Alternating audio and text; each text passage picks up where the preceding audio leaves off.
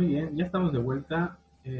Quiero ponerles un video. Bueno, lo voy a poner al final de la clase, ¿ya?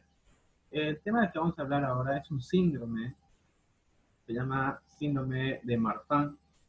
Me gusta mucho hablar sobre este tema porque es un síndrome que comprende muchas alteraciones del cuerpo, ¿ya? Muchísimas.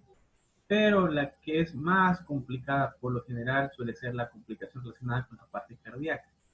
Este sería el último tema ya relacionado con el corazón y ya vamos a hacer Doctor,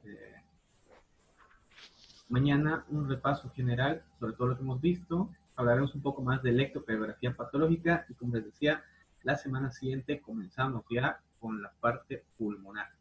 Bien. Michel García, buenos días. doctor, Sí, dígame. no hemos avanzado a la segunda parte de corazón. De la primera se saltó a la Ah, tercera. sí, sí, sí, tienen razón. Me falta con ustedes infarto agudo. Mañana vamos a hablar Infarto sobre eso agudo. justamente, sí. ¿Sabe? Lo que pasa es que lo he suspendido esta parte de infarto porque voy a avanzar primero con la práctica esta mañana. Con el primer grupo vamos a avanzar en electrocardiografía. Hoy con el siguiente grupo vamos a ver otra vez electrocardiografía. Y ya con una base sobre eso, ya es un poquito más fácil hablar sobre infarto. Bien. Por eso es que lo he suspendido. Entonces mañana vamos a hablar de infarto también. Hacemos un repaso de electro y ya con eso terminemos con eso. Listo, gracias. Bueno, voy a tomarles una foto a todos otra vez, así que prendan su cámara. ¿Dónde están ahora mismo? ¿Quién está en el patio de la casa?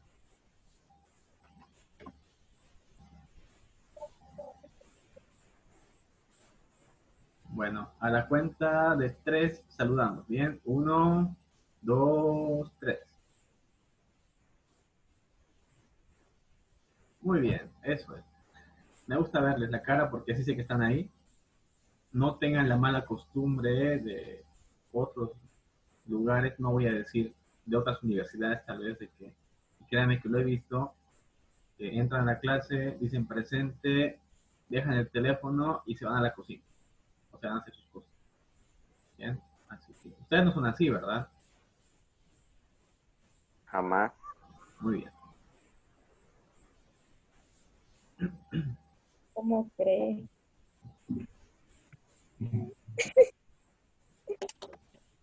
Este síndrome que vamos a ver hoy día se llama síndrome de Marfan. Su prevalencia últimamente se ha vuelto bastante común y se da cuenta la gente que no es que esté apareciendo más, sino lo que pasa es que ya existía desde hace muchísimo tiempo, pero recién en los últimos 20 años se ha empezado a estudiarlo más a profundidad. Eh, ¿Qué parte va a afectar principalmente el síndrome de Marfan? Bueno, pues afecta al tejido conectivo. Y aquí está la complicación. ¿Qué partes de mi cuerpo tienen tejido conectivo? Muchas, hartísimas partes. Casi todo mi cuerpo tiene una mezcla de tejido conectivo. Pero, por lo general, las partes que más se van a afectar van a ser las arterias elásticas, ya por las bandas elásticas que las hacen más resistentes. Se afectan esa parte, sobre todo aorta, huesos, porque se estiran demasiado los huesos, la parte ocular, sobre todo el cristalino, y, eh, y la piel del paciente. ¿Bien? La piel se manifiesta bastante comúnmente, pero no es tan peligrosa. ¿Por qué se llama síndrome de Marfan?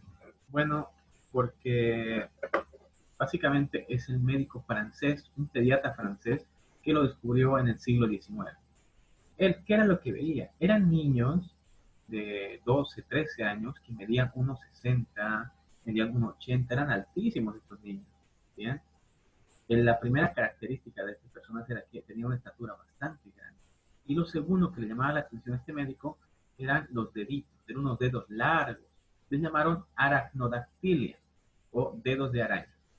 ¿Bien?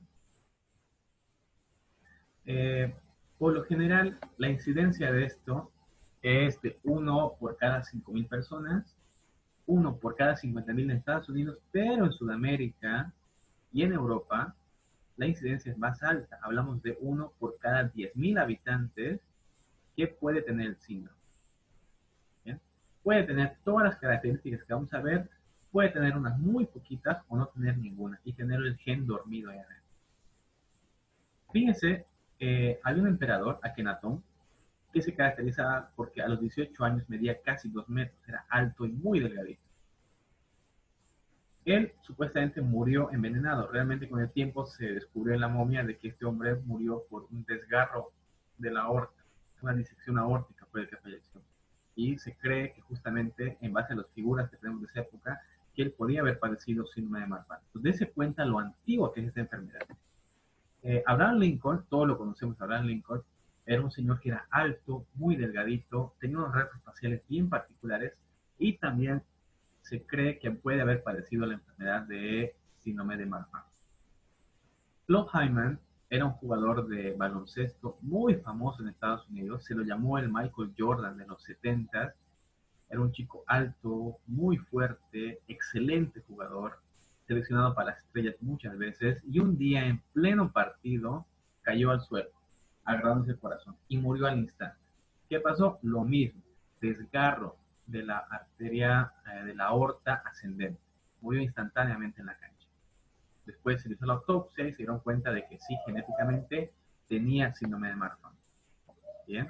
Entonces, esta enfermedad va a afectar principalmente a 3 partes, ¿no? El corazón, que suele ser la más complicada y la que más riesgo implica para el paciente. Ese corazón también va a haber defectos valvulares también.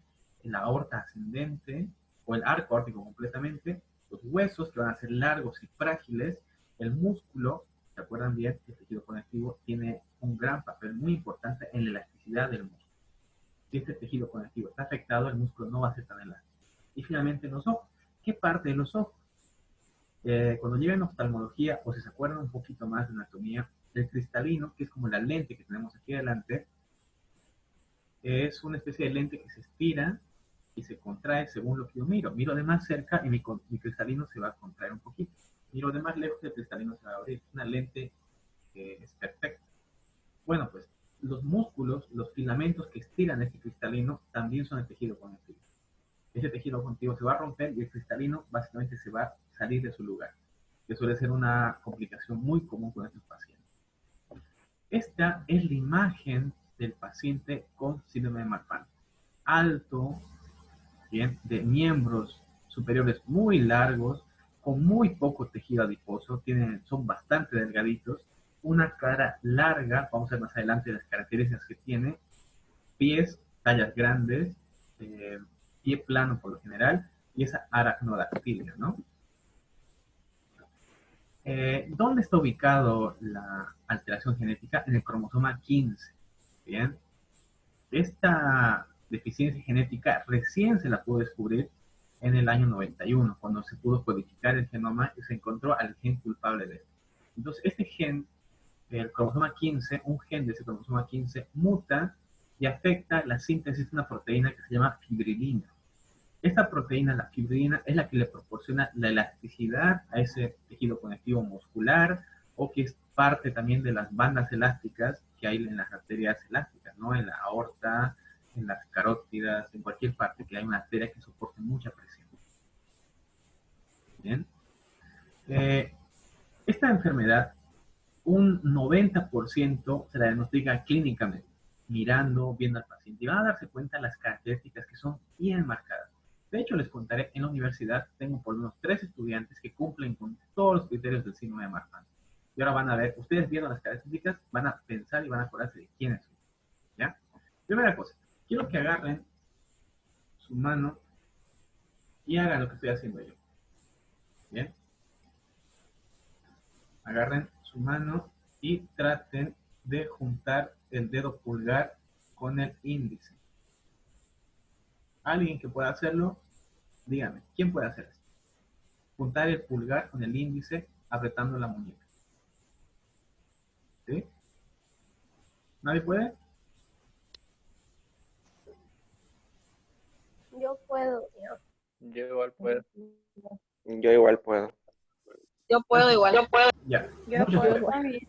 Ahora, Yo traten de igual. hacer algo más complicado. Traten de colocar el índice que esté encima del pulgar o el pulgar encima del índice. No solo juntarse, sino superponerse uno con otro.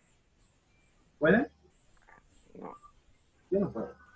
A ver, ¿cómo? Esto no, realmente. Una vez más, no solamente juntarlos, sino que se superpongan tanto el índice sobre el pulgar o el pulgar sobre el índice. No puedes intentar. ¿Alguien puede? Es No, eso más no, difícil, ¿eh? realmente no. Bueno, No. este signo, Los- si es que son capaces, si el paciente nuestro puede superponerlo, se llama signo de Walker-Murdoch, en que el Sí, mira. índice puede apoyarse debajo debajo del pulgar, así. Sus dedos son tan largos que se pueden superponer uno sobre otro. Este signo de Walker-Murdoch es altamente sugestivo de un signo positivo que le da puntaje a la escala para determinar si el paciente tiene o no tiene síndrome de Marfan. Bien. Aparte de la aracnodactilia, lo siguiente es los pies. El paciente tiene talla grande, hablamos de una talla. ¿Cuánto es la talla normal de un hombre? 40, 41, 42, 43. En las chicas suele ser 36, 37, 38, ¿no ve? Esos pacientes, hombres o mujeres, suelen tener pies grandes, hablamos de 43, 44, tallas muy grandes. ¿Por qué? Porque los pies son largos, los deditos son muy largos y son pie plano. Ese arco que hay debajo del pie no existe en estas personas. Bien, entonces, por ejemplo, una foto de un niño de 9 años. Miren lo largos que son los dedos. Entonces, él puede ser tranquilamente el signo de Walker Murdoch, ¿no?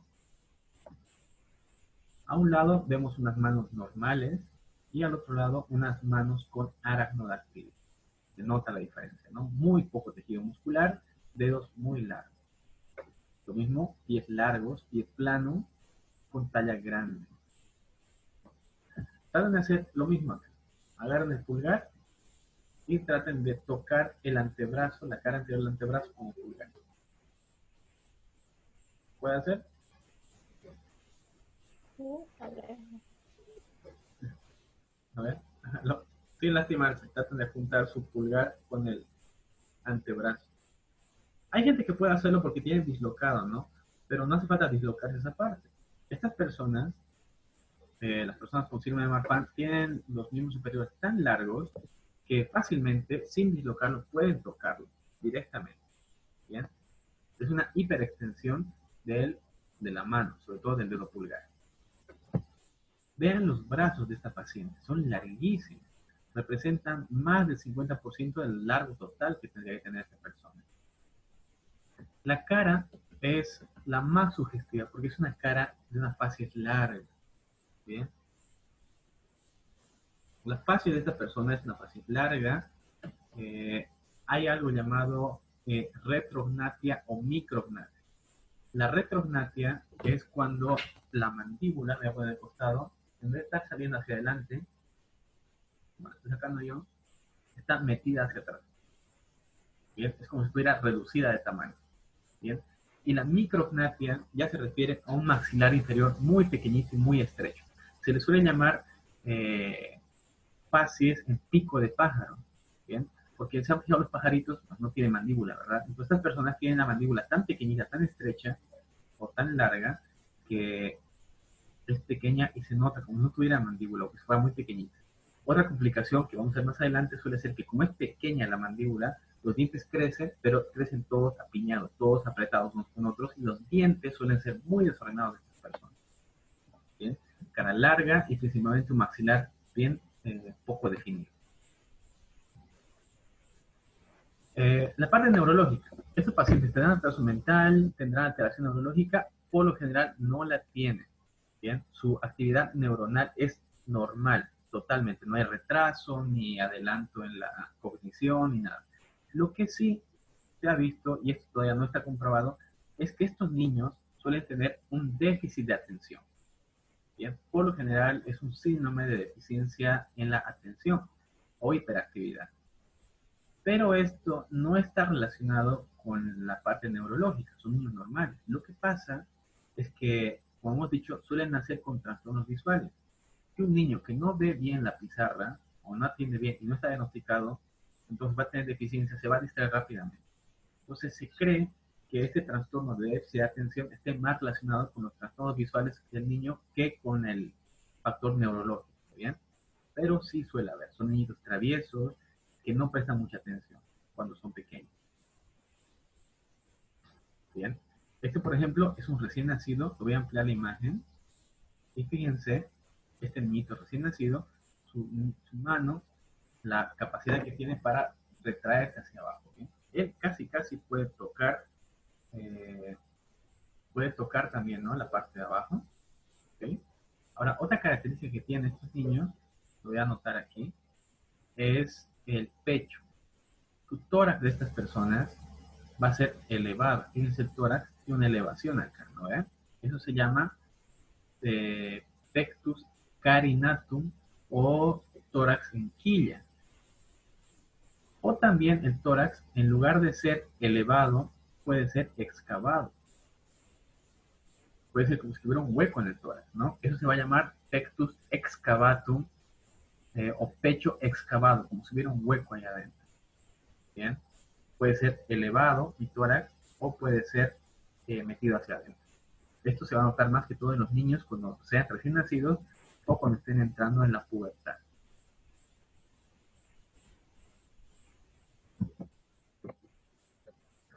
Aquí está la parte que nos interesa más. Bueno, más es la clínica lo que más me interesa, pero eso tenemos que saberlo ya. Está ubicado en el cromosoma 15, la mutación. ¿De acuerdo?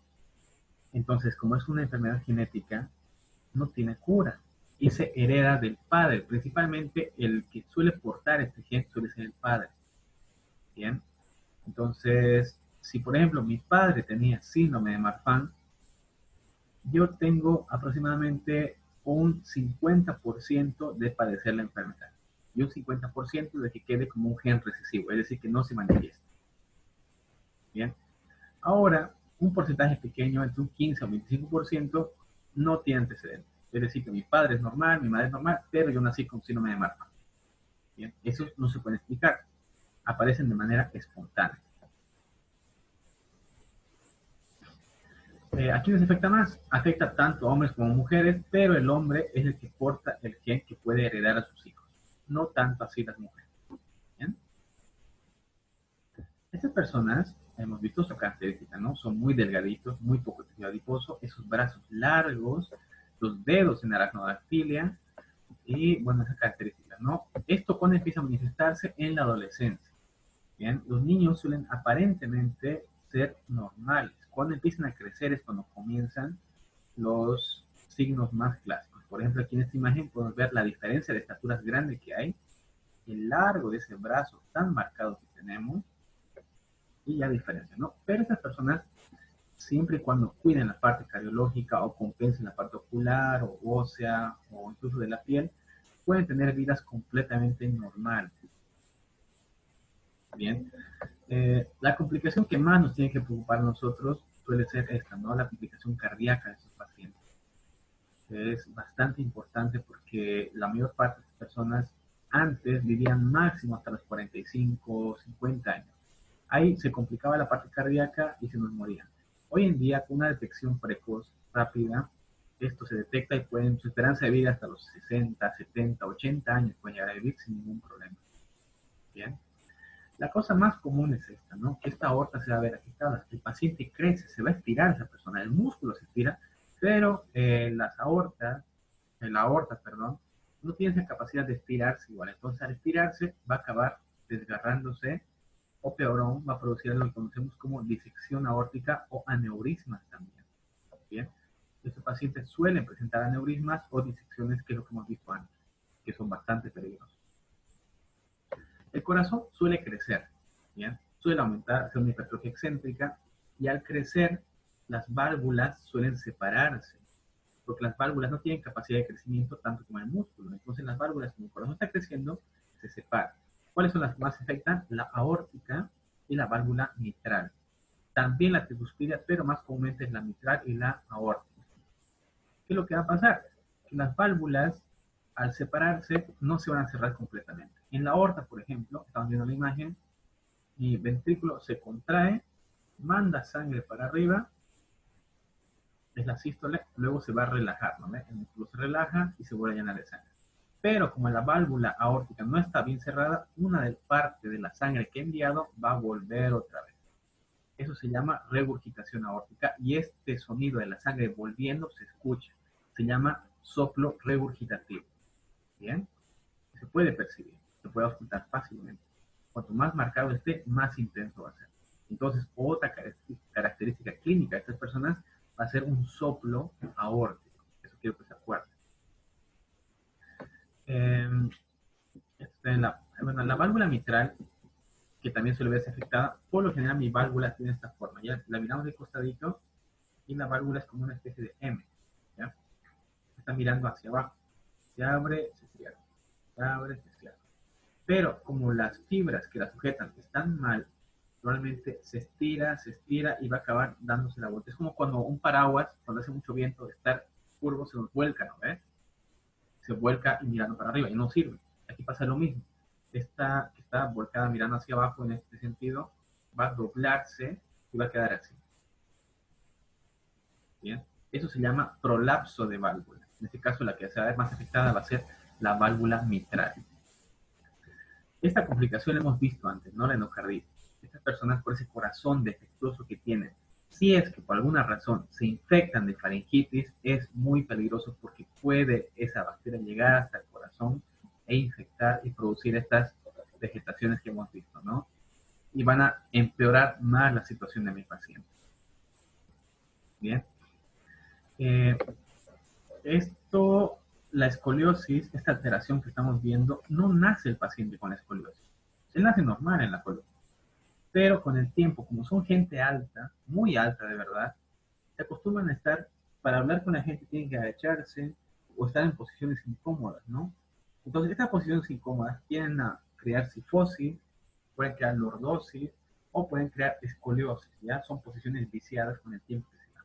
Entonces, estos desórdenes de la columna suelen ser adquiridos por los malos hábitos que adquieren estas personas. Este tórax, como hemos visto hace rato, puede ser excavado, o pectus excavatum se llama, o levantado, que puede ser el pectus carinatum. Fíjense, por ejemplo, este caso de aquí. Esto es antes de la reparación y esto es después de la reparación del paciente, ¿no? Este es un pectus excavatum. El tórax está metido hacia adentro. ¿Suele haber complicaciones? Sí, porque comprime mucho la caja torácica. Bien, fíjense acá, por ejemplo, este paciente, esa cara, la facies, es muy marcada, ¿no? Es la mandíbula, esa mandíbula estrecha, esos brazos largos y el pectus excavatum y muy poco tejido adiposo. Esos niñitos son gente muy delgadita. Este niño, por ejemplo, tiene un pectus excavatum no muy marcado, un pecho excavado. Los pies, hemos dicho, son pies largos, son pies planos.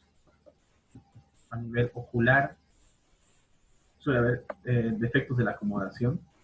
Esto es lo que demostraba. Eso que estoy marcando aquí es mi cristalino. Y hacia un lado, en color azul, se ven las fibras que lo jalan al cristalino para que se acomode. Como no está preparado este ojito, no tiene tejido conectivo bueno para estirarse o acomodarse, el líquido se acumula adentro, no se drena bien y puede aumentar la presión intraocular. Eso se llama glaucoma. Por lo general, estos niñitos suelen desarrollar miopía o astigmatismo también. ¿Bien? La mandíbula, cuando es muy estrecha, los dientes no tienen espacio para crecer, entonces crecen así, todos desordenados. Esto se arregla con tratamiento odontológico, entonces absolutamente normal sería esto. Pero suele ser sugestivo que si el paciente tiene dientes muy desordenados, es por la mandíbula que es muy estrecha. Otra cosa que no les dije, estos pacientes roncan mucho, roncan bastante, porque esta parte, la faringe, principalmente por la boca estrecha que tienen, se suele cerrar y suele inducir que estos pacientes tengan apnea del sueño, dificultad para respirar dormidos o ronquidos muy marcados. Bien. Ojo, no porque ronquen quiere decir que ustedes tengan síndrome de Marfan, ¿ya? Esto es una patología asociada a muchas otras cosas. Esta es una tabla de la gran cantidad que tiene de signos clínicos esta enfermedad. De hecho, para diagnosticarla hay una escala de puntaje que me dice cuántos puntos tengo y en base a eso voy a saber yo si tengo o no tengo síndrome de Marfan clínicamente. ¿Cómo se diagnostica? Con esa tabla que les he dicho, los criterios en base al puntaje y finalmente se confirma buscando al gen defectuoso. Este estudio genético solamente ahora mismo se realiza en Europa. En América, en Sudamérica y Centroamérica no se realiza, de modo que el diagnóstico es solamente clínico. Bien, Les presento, este es el cromosoma 15 y el fragmento 22. Ya la deficiencia del fragmento 22 del cromosoma 15 va a ser justamente el que va a verse afectado. ¿Qué tratamiento tenemos? La enfermedad no tiene cura, es una enfermedad genética y como tal, bueno, pues no tiene un tratamiento definido o específico. Lo que sí podemos controlar los síntomas, ¿verdad? La parte cardiovascular es la que más nos interesa. El tratamiento clínico para los pacientes suele ser que a partir de los 20, 25 años, para que esta aorta no se sobrecargue demasiado y crezca, es darle vasodilatadores. Lo mejor suele ser darle beta bloqueantes, carvedilol, propanolol, bisoprolol. Lo que hacen es relajar el músculo arterial y al relajarse no se va a tensionar tanto. Ahorramos a futuro de que el paciente haga un aneurisma o un desgarro con algún esfuerzo físico. Tratamiento dental hemos visto, ¿no? Odontológico. ¿Quién conoce a esta persona? ¿Quién es?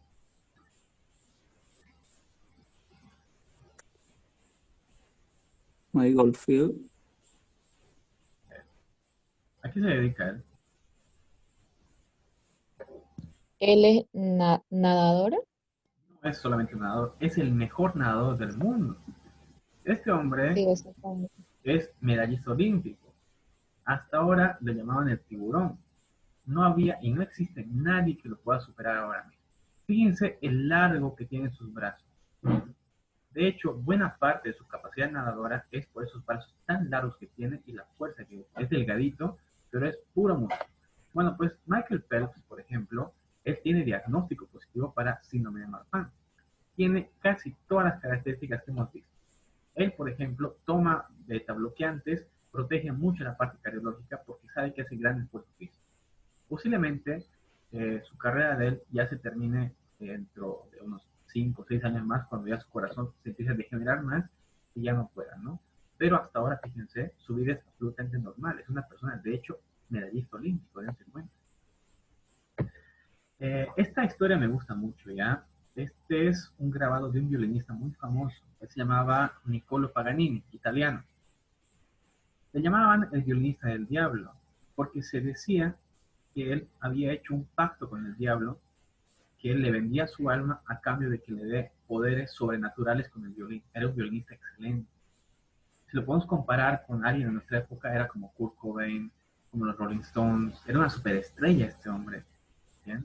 O sea, todo el mundo, los conciertos que él hacía en su época, la gente se mataba por entrar a una superestrella. Se dice que él murió porque el diablo se lo llevó en cuerpo y alma. Lo cierto es que él falleció por un desgarro aórtico. Ya en la aorta ascendente hubo un desgarro y él falleció por eso, ¿no? Hizo una disección y acabó falleciendo.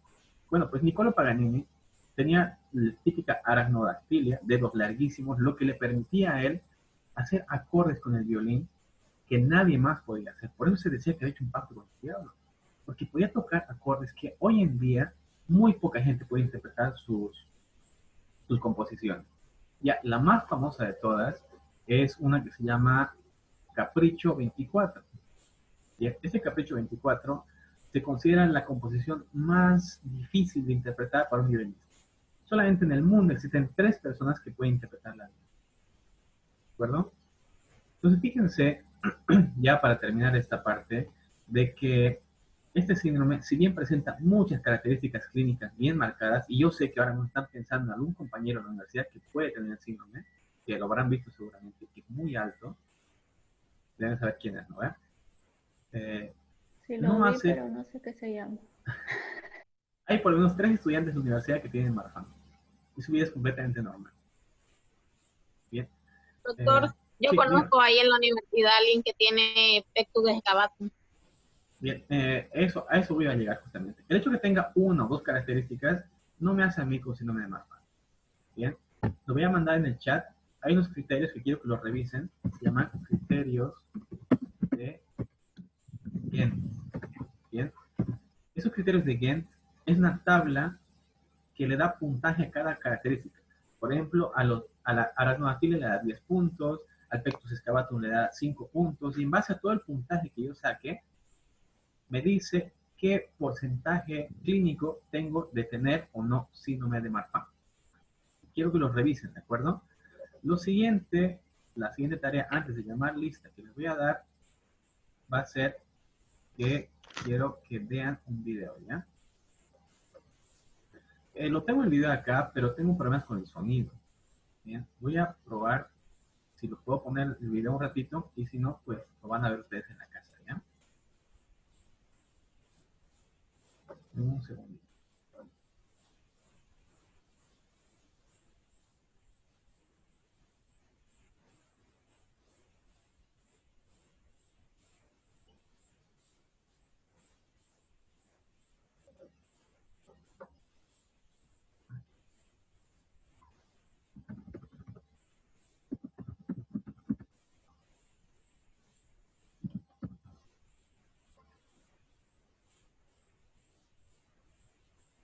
Entonces en el buscador lo que colocamos, entramos y buscamos Niccolò Paganini, el Capricho 24.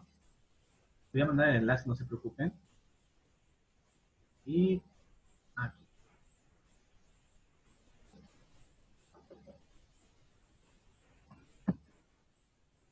Desafortunadamente no se puede escuchar, pero al grupo de WhatsApp les estoy mandando el enlace. Quiero que por favor gástense unos, no dura mucho, son 2 minutos nada más. Son 3 o 4 megas que el video pesa, pero créanme que va a valer mucho la pena. La composición se llama Capricho 24. Es la composición quizás más bonita y más complicada que van a poder oír. Bien, van a darse cuenta mirando el video justamente, porque si es una película sobre la vida de este hombre, se van a dar cuenta de que esta enfermedad, si bien impide muchas cosas en la vida, no es un impedimento. Esas personas pueden ser gente casi sobrenatural si saben aprovechar eso que tienen, ¿no? Imagínense, Michael Phelps, síndrome de Marfan, síndromes cardíacos, y ha ganado la medalla olímpica 7 veces. Niccolò Paganini, disección aórtica, pero se ha convertido en una estrella, superestrella de violín. Y nosotros nos resfriamos y ya no queremos ir a clase. ¿Cómo la ven? No hay impedimento. Ustedes pueden hacer esto y mucho más todavía. Entonces la moraleja de esto, aparte de conocer la enfermedad, es de que no hay por qué sentirnos menos si tenemos algún defecto, si somos muy bajitos, si nos cuesta mucho memorizar las cosas, no es impedimento. Si queremos hacerlo, lo podemos hacer tranquilamente. ¿Bien? ¿Alguna pregunta más? Podemos ir a cocinar. Ya, voy a llamar lista y nos vamos a ir a cocinar, ¿ya? Un ratito. Doctor, ¿va a haber la clase práctica para B1? Sí, de 11:30 a 1 es nuestra siguiente clase práctica. Vamos a repasar electrocardiografía y eso va a ser la preparación para que mañana ya veamos infarto agudo de miocardio. Así que por favor, si tienen práctica, les recomiendo que no se falten. Pues el grupo de la mañana, si quieren entrar otra vez para repasarlo, también. ¿De acuerdo? Bueno, voy a llamarles. Alcoba, Alcocer, Alves Fonseca, Arana. Presente. Ya. Alves Fonseca, doctor. Ya. Arana. Presente, doctor. Danubia. Bazán. Presente, doctor. Bejarano. Presente. Campos. Campos Zacarías. Presente, doctor. Carvalho Arieli. Presente, doctor. Carvalho Anderson. Condori. Cuellar. Blenda. De Albuquerque. Doctor. ¿Quién acaba de decir presente? ¿Quién acaba de decir presente? Condori. Ya.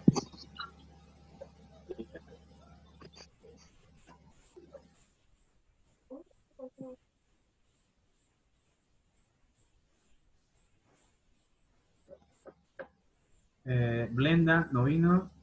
De Albuquerque. De Almeida, Rayane. Domiciano. Dorado. Dos Santos Costa. Durán, Presente. Termino, Figueredo, Fuentes, Presente. García, Presente, doctor. Garisto, Presente, doctor. González, Guimaraes, Gutiérrez,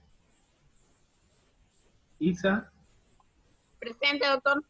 Jauregui, Presente. Lima, López, Melendres,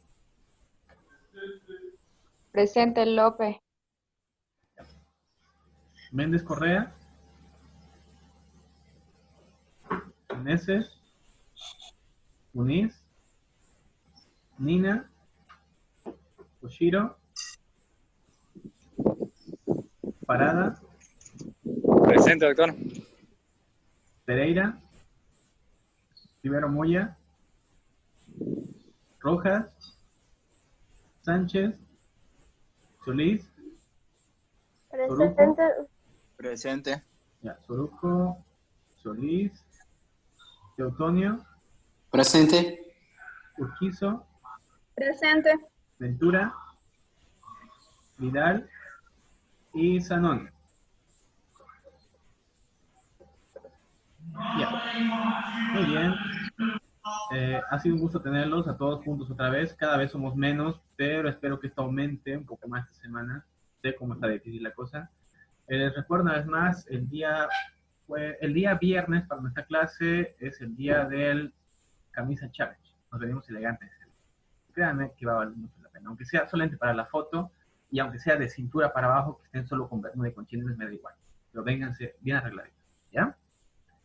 Con los demás nos vemos en un rato más para la práctica y el resto, pues que pasen una excelente semana. Cuídense mucho, ¿bien? Hasta luego.